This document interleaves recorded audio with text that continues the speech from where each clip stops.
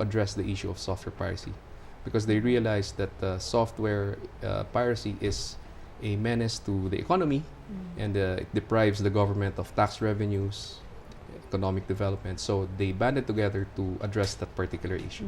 So we still work with them up to this day. Okay, I hope you don't mind. Can you explain to us more how use of illegitimate software affects us economically? I mean, it's hard for them because all a consumer sees is this is expensive and this is cheap.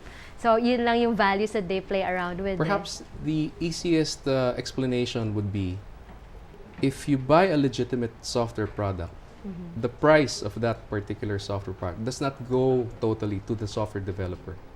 You have value-added tax, you have municipal tax, you have other taxes which go to the city, go to the national government, and therefore it goes back to the economy. When you buy a counterfeit product, they don't pay any taxes, so it goes directly to the seller, just the seller, the infringer. And there was a study that these sellers, not just of software products but other counterfeit optical disc items, the fund goes to the money which you pay goes to fund terrorist activities. There was a study published on that. Yes, there's a link. There's a link. How about in terms of plagiarism? Maybe is it? Can your readers contact you over your blog? Do you have your contact details there? Well, yes, they can just write to me there or post questions there. But I also maintain some online presence, and they can tweet me some questions. Yes. As long as they're just general questions of law. Because I'm wondering whether those who plagiarize your work or copy Right. your work and pass them off do not have access to you. Maybe that's why they're copying you. It's not necessarily No, so. that's not because necessarily so. you have contact details there. So Right. if they want to use your work, they can just easily communicate to you. Can I Yes. quote you on this? I want to Yes. republish this in my article. I have a Creative Commons license, so they don't need to contact me every time they want to use it. Because you've waived some. Because I've waived some of those rights. All they have to do is just say, put the link back. That's not hard. Say, oh, I got this from this site, so and so, on this date.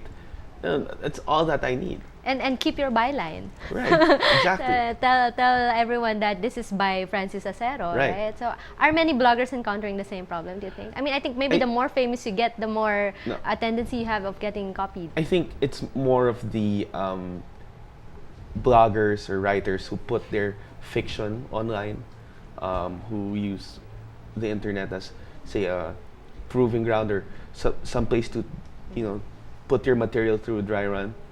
These are the people most at risk of plagiarism. Not so much, if you have political content or personal content. How long have you been blogging in terms of years? Well, I started out with payups.com. It wasn't even known as a blog then. And then they gave me a space where I could put something out Post every your articles. other week. Do you have plans of compiling your works and publishing it in the material world, in the tangible world pretty soon? Not really. Not until it becomes a more coherent body of work. Okay, but when you do, you might be faced with the possibility naman of book piracy. Right. But That's another issue for another day. yes, that's another issue for another day. But it does not discourage you from, of course, still sharing your thoughts online. Well, the internet is there for you to inflict yourself upon the world. No one will care. So. Yes. Do you blog, Attorney Ben? No, I don't. Not necessarily, but you write more or less. Love letters for my wife, probably. Yes, and we can compile them and Pleadings. also publish them into a book. And those are copyright protected. Of course. Diba? From the moment of creation. Creation. Okay, so I'm going to give you a couple of seconds to give your exit messages to our televiewers out there who's listened to your points of view on intellectual property. Attorney Ben? Well, thank you for this opportunity guesting here in your show. I'm very glad that we have IP now as one of the shows here at GNN. Certainly, it gives a spotlight on IP and to our different causes. Well, of course, my only message is for everyone to use licensed software, especially for businesses. And if you have any queries or if you want to report an infringer, you can call us. We have a BSA hotline. It's 895-6438.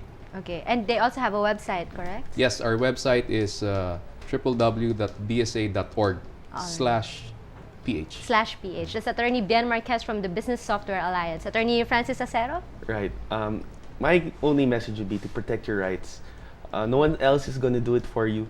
You have to be vigilant about the work you put online.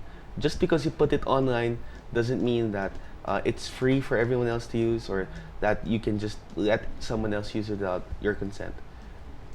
Okay, thank you very much for joining us tonight on Intellectual Property, and we hope you enjoyed our show. Join us again next Friday for another edition of Intellectual Property.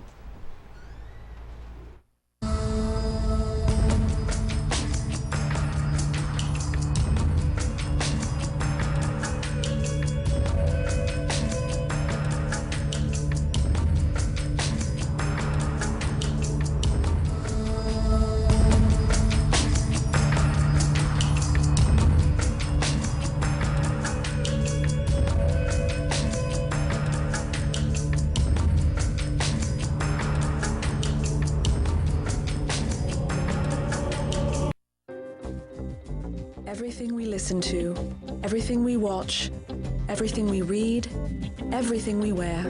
Behind all our favorite things, there is an author, an artist, an inventor. Genuine, real, original. Pushing the limits of imagination and innovation for our comfort, our enjoyment, making life interesting. Enjoy their efforts, respect them. They help shape our world.